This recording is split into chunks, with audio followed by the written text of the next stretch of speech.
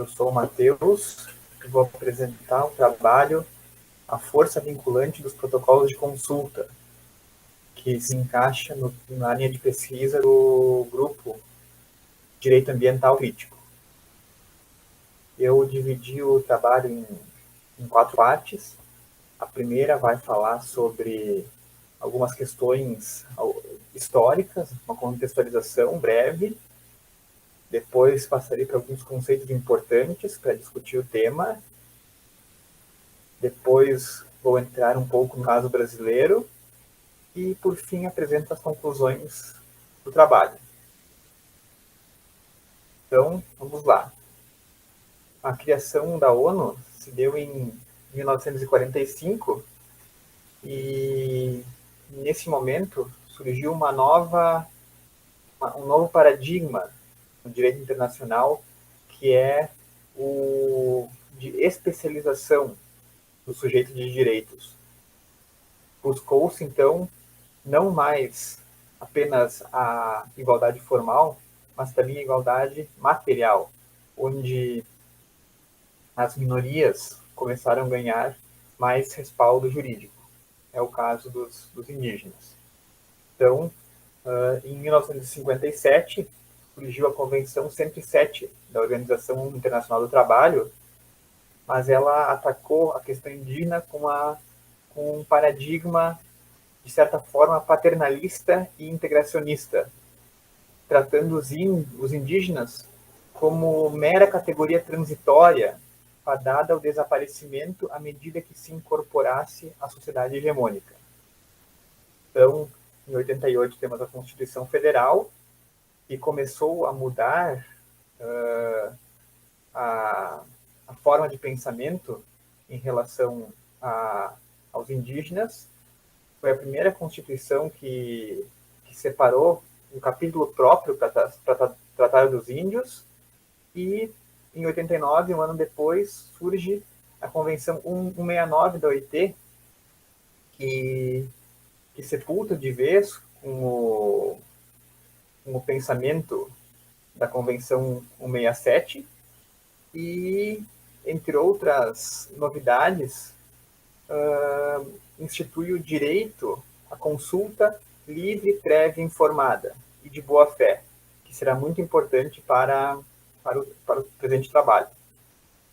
Entre os conceitos, primeiramente, é necessário se desfazer, essa questão indígena, se desfazer da visão civilista dos direitos reais e tratar o direito à terra indígena com o olhar desses povos, ou seja, não há aí uma questão patrimonial de direito civil.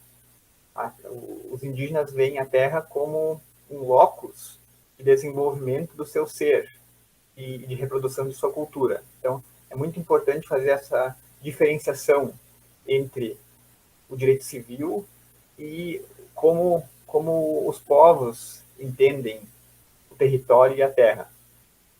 Então, a consulta livre, prévia, informada de boa-fé, como dito anteriormente, ela foi positivada na Convenção 169 da OIT, que é o direito de participar das decisões sempre que houver prática de atos estatais que tendam a interferir nos modos de vida dos indígenas e em seus direitos fundamentais.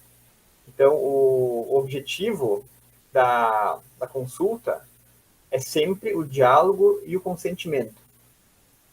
Já protocolos de consulta são instrumentos produzidos pelos próprios povos para regular o direito de consulta.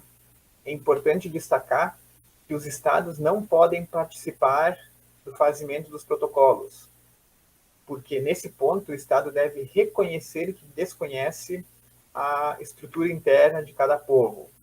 Então, é através dos protocolos de consulta que os povos vão expressar sua voz e seu direito próprio. E essa questão de direito próprio toca no conceito do pluralismo jurídico. onde é muito importante citar Antônio Volkmer. Pluralismo jurídico, em oposição ao monismo, preconiza a existência no mesmo território, ao mesmo tempo, de vários direitos. Não apenas o direito positivado, legislado, estatal. Então, o pluralismo, de certa forma, abre margem para que as minorias também tragam o seu entendimento de direito e consigam conviver com o Estado de maneira mais harmônica. Então, os protocolos no Brasil, eles, de certa forma, são respostas ao conceito, ao contexto de ameaças sofridas pelos povos. É um fenômeno muito recente. O primeiro povo a produzir o seu documento foi o povo Uajapi do Amapá, em 2014.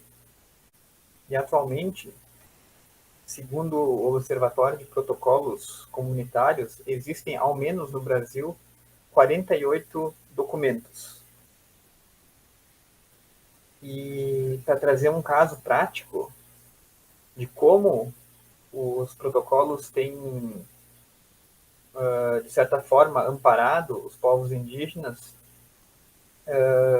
é interessante o exemplo do caso da usina hidrelétrica de São Luís do Tapajós, onde o povo Munduruku juntou no processo o seu protocolo e, com isso, conseguiu derrubar a tese do Estado de que os indígenas não estavam abertos ao diálogo.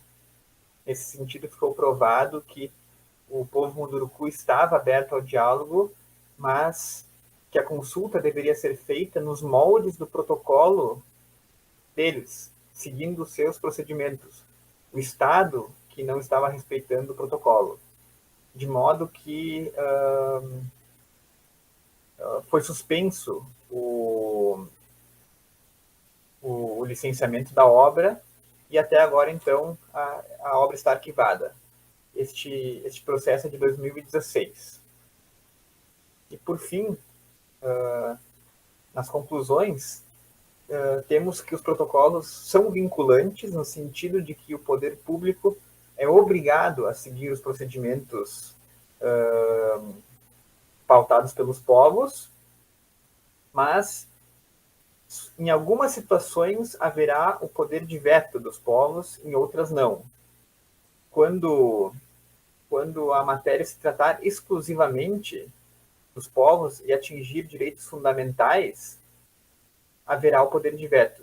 Em outras situações, não tão delicadas para os povos, não haverá o poder de veto, mas, de igual modo, o Estado tem o dever de ouvi-los e de fazer modificações nos seus projetos, de modo que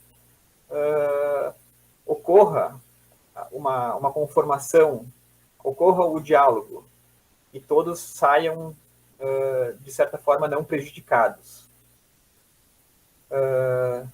Nas leituras sobre protocolos, percebe-se, então, que eles não exaurem suas funções somente como algo para conversar com o Estado.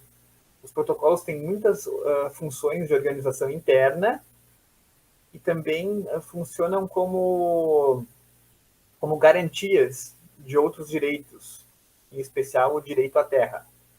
E, por fim, temos que os protocolos de consulta dos povos são expressões por excelência do pluralismo jurídico, uma vez que o Estado, ao dialogar e respeitar os protocolos, está reconhecendo que não existe apenas o direito legislado da sociedade hegemônica. Há, então, o convívio de várias formas e entendimentos sobre o que é direito. Obrigado.